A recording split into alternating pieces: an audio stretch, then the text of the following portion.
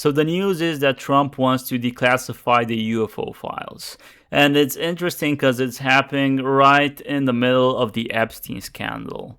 And everybody is viewing it as a distraction. And I think that, yes, there is a distraction element to it, but it's not the only thing that is going on. So it's obvious at this point that everybody would interpret this as a distraction. And I think it serves two purposes. One is the obvious one, to distract us from the Epstein files. So it functions as a psyop.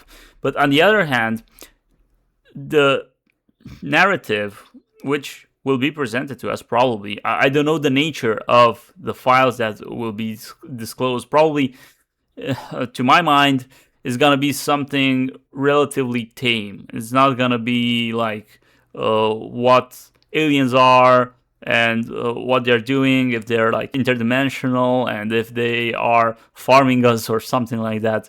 No, it's going to be more like, oh, we've observed UFOs in the skies and we cannot explain them, and it's something that is probably indicative of non-human intelligence and so on.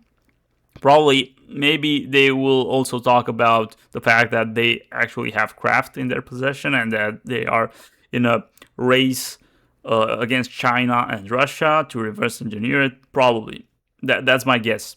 But anyway, the second purpose is to discredit this narrative, because once you present it as a distraction, everybody will think, oh, well, we're presented with a false narrative because it functions as a distraction from the Epstein files. So psychologically, you say that, well, the UFO stuff is just a distraction, it's not relevant, you are not going to look into it, most probably. And it will have this kind of stigma on it. It's like, oh, it's a false narrative. But psyops don't necessarily use false narratives. Like it can be a lot more convoluted. They can use actual true narratives, but for bad purposes. So the thing is that they are not willing to engage with the darkest aspects of the Epstein files.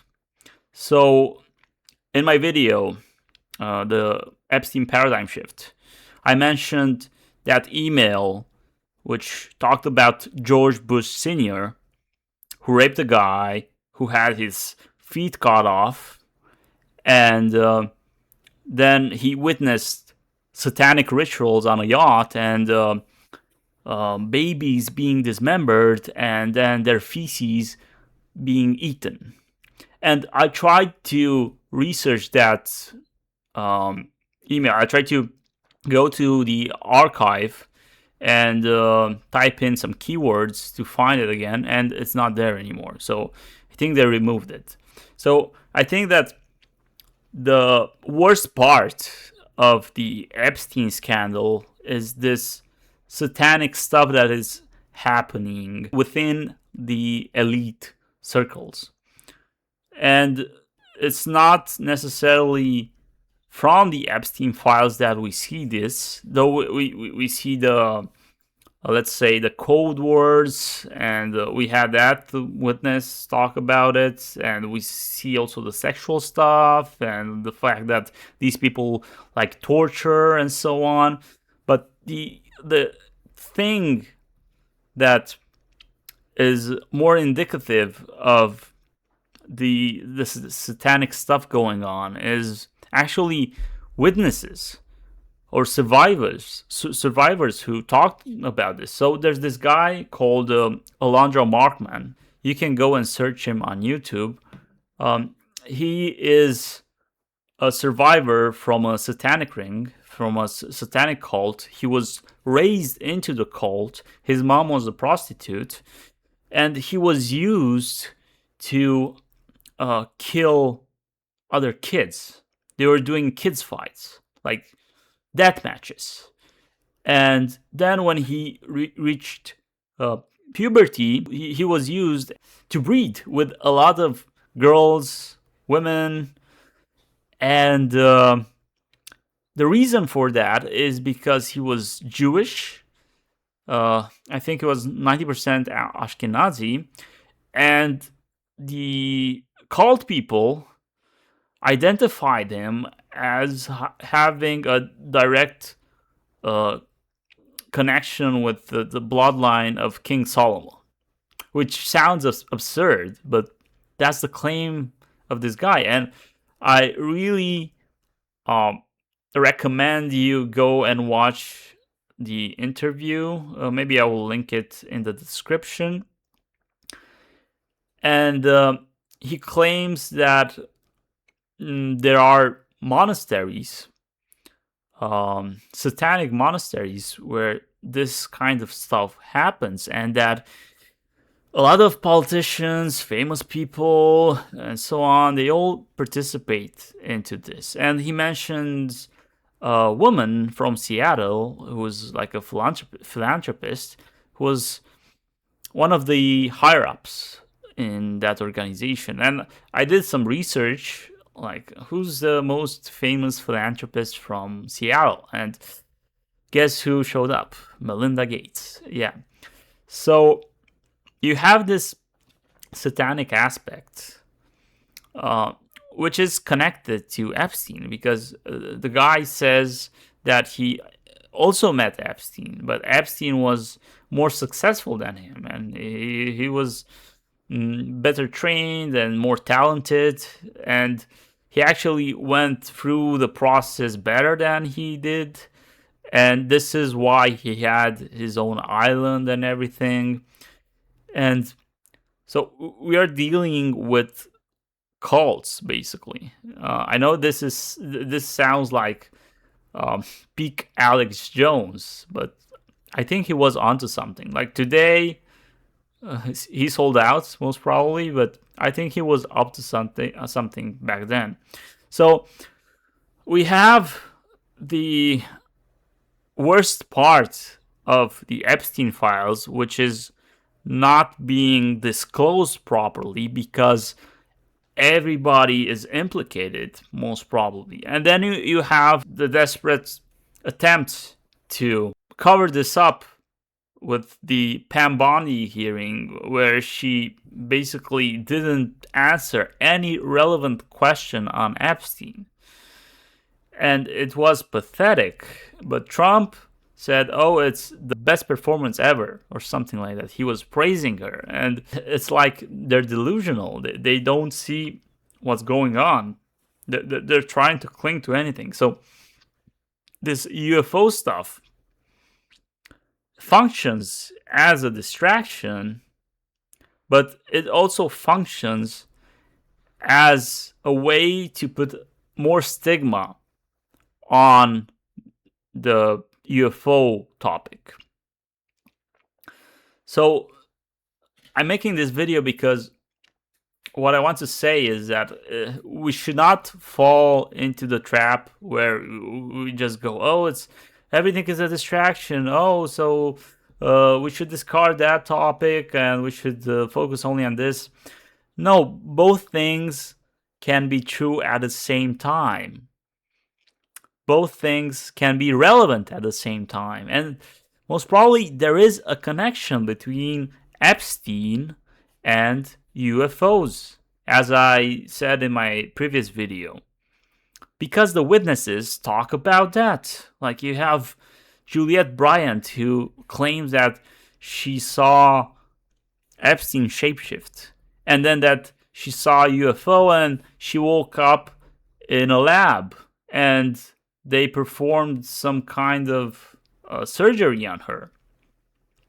And then you have Maria Farmer, who she's an artist, and she painted a really telling painting where you have Epstein in a UFO, you have Ghislaine Maxwell as as a giant reptile, as a giant lizard, and then you have all this satanic symbolism going on. So it's not hard to make a connection.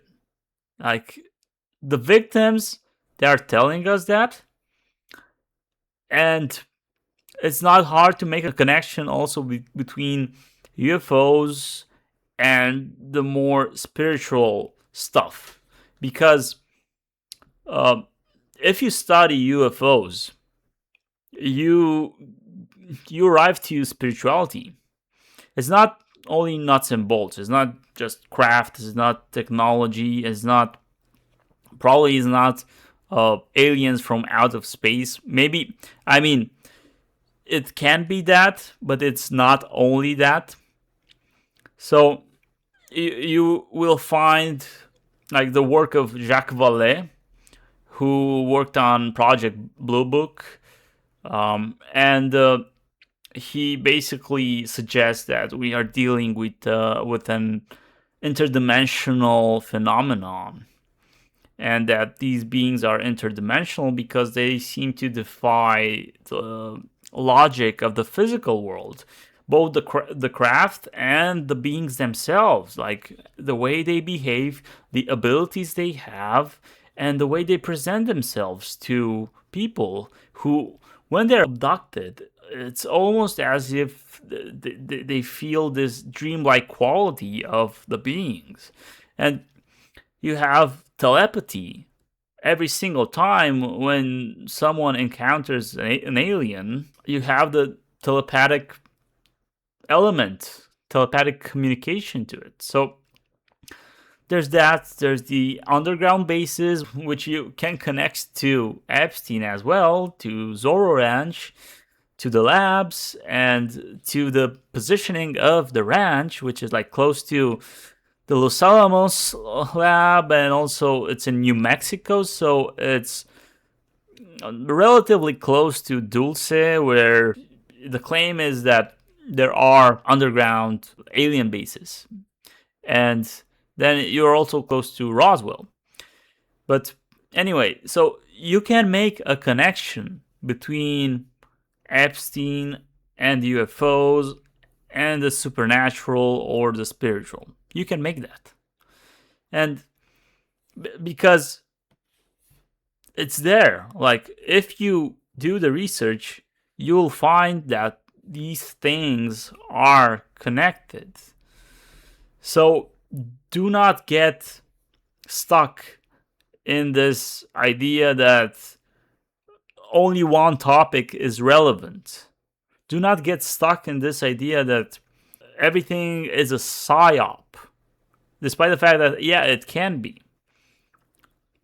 Try to go beyond that. And a lot of people will talk about Project Bluebeam and so on.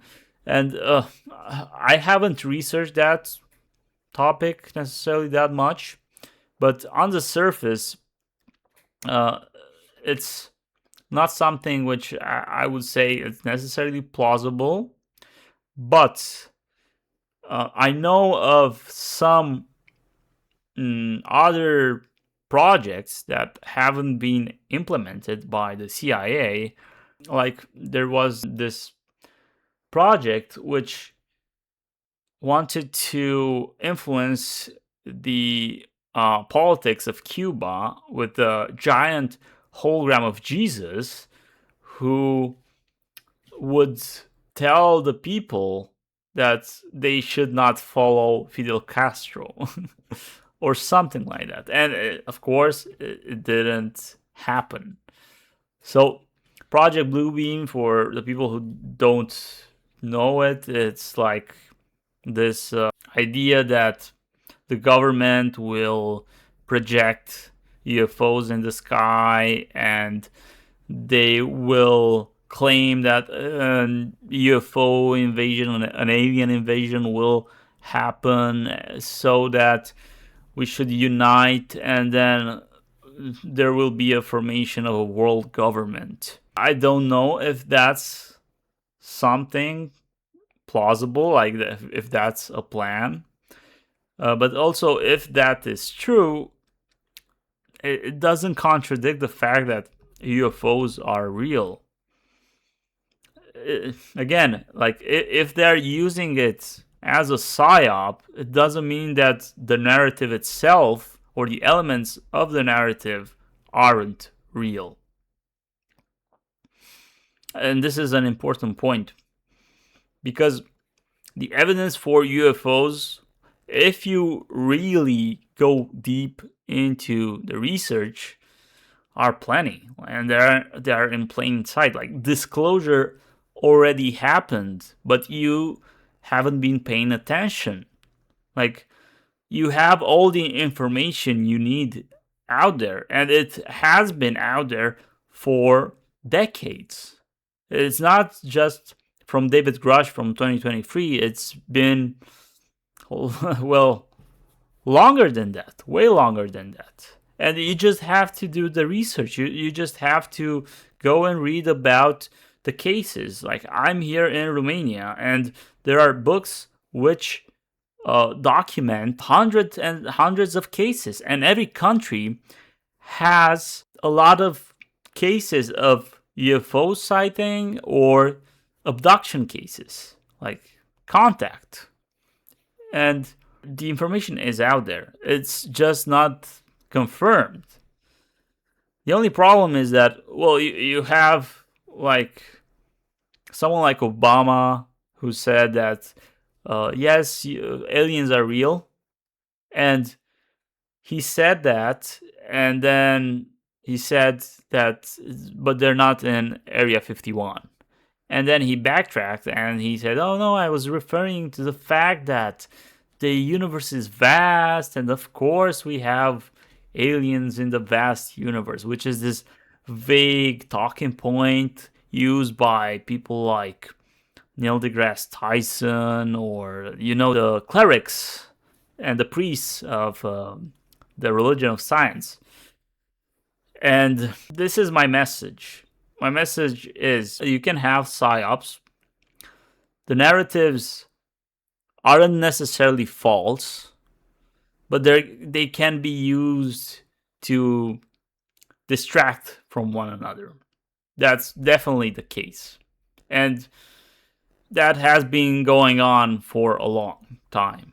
Like, I can give you examples like Rick Doty, this guy who was the disinfo agent, and his purpose, his mission was to distract Paul Benowitz from some secret technology that he witnessed. So he would say that the lasers that he saw, which were like US secret technology, were actually UFOs.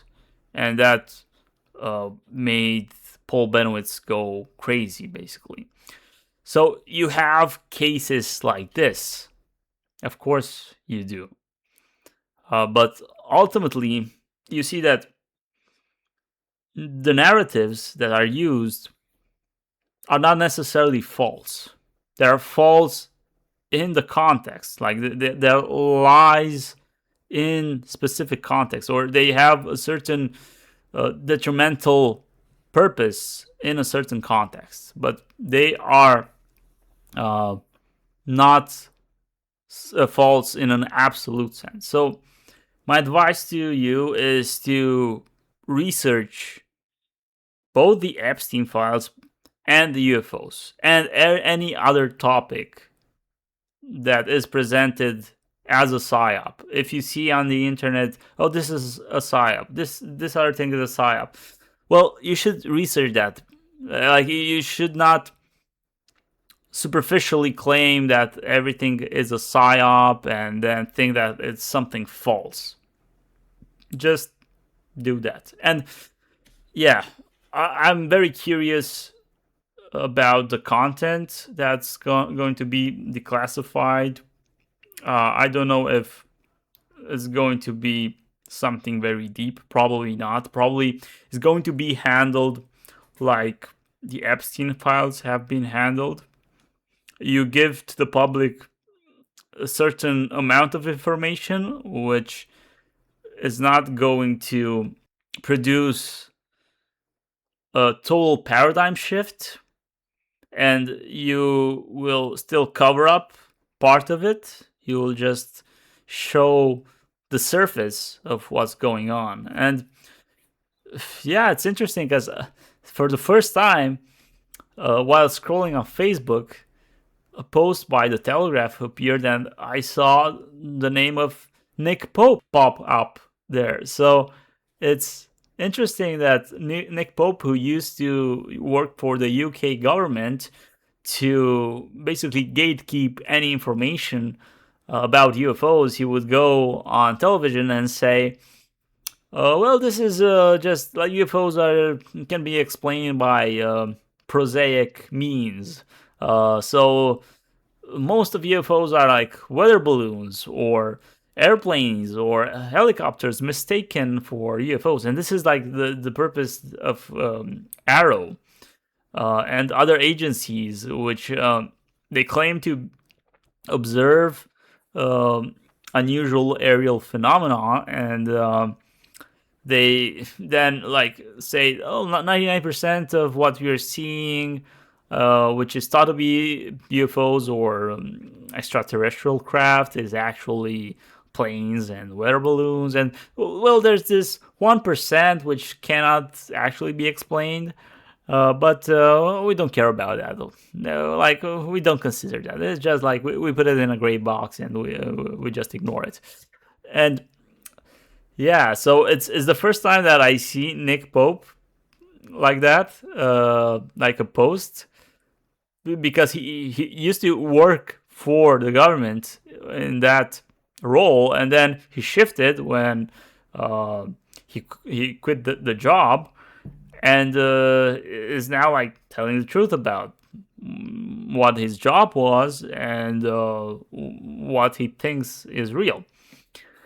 So the thing is, you should look into these things. You should go deep and do your research and then try to figure out what is going on. This is the only way not to be completely fooled or to like make superficial assertions about the things that are going on. And we need complex analysis of what's going on, because the people who are in charge, while they don't have many options left right now, they still are ahead. Like they still have more resources that we have. So we just have to be smart as we can, and as informed as we can. And we can make mistakes, of course, and we can take some information which is clearly not true and consider it true. And yeah, everything can happen. So you have to be very careful with this stuff and try to go as deep as you can.